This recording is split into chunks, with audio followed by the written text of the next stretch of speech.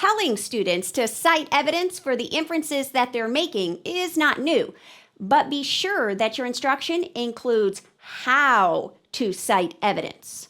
Many teachers provide students with sentence starters for weaving this information into their written responses.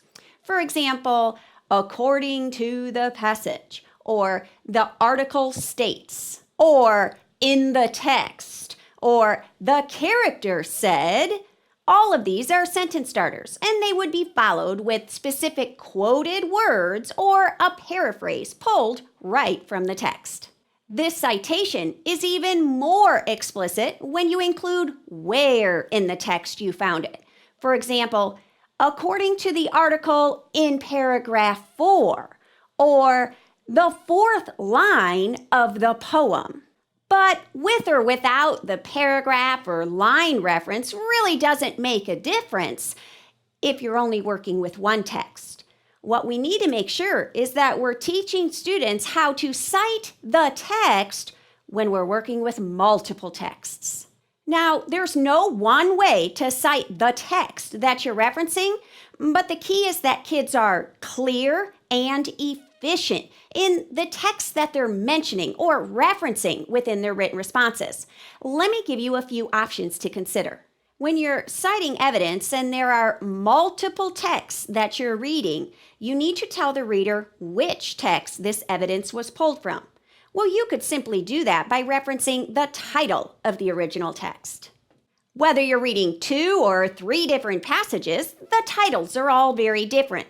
And if the title is kind of long, teach students not to reference the whole thing, but to shorten it or abbreviate it to a key phrase.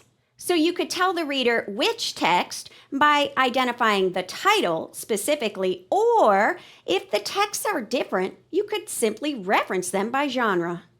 If one passage was an informational text and the other was a poem, then you can simply reference the evidence from the poem or according to the article. If one text was a story and the other was a video, simply mention whether it was the story or the video that the evidence was pulled from. If the titles are long and the genres are the same, another option would be to simply reference the author's last name. If both texts are stories and one was written by M. Smith and the other by L. Jones, simply reference those authors by name. The evidence was from Smith or Jones.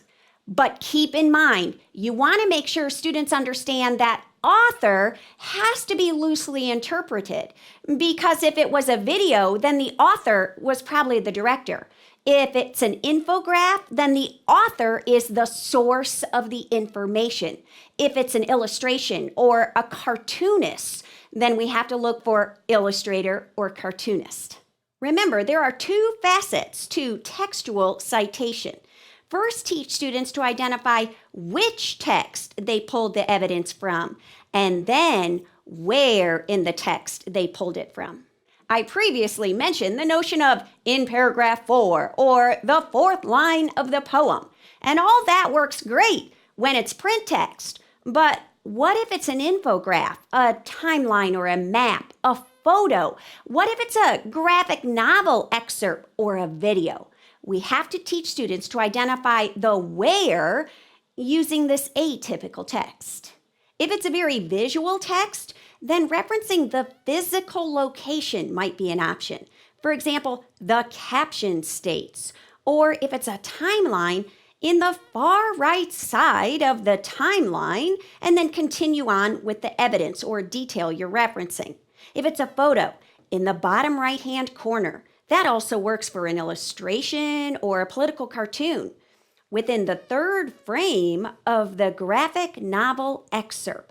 All of these are options for where you are pulling this evidence when it's not print text and line items.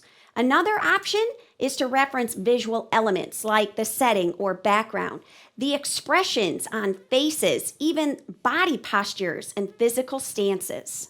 I suppose you could use those visual elements when referencing evidence from a video, but I think it's a whole lot easier to get students to take notice of the timestamps. At 1 minute, 17 seconds, such and such was said or observed as evidence.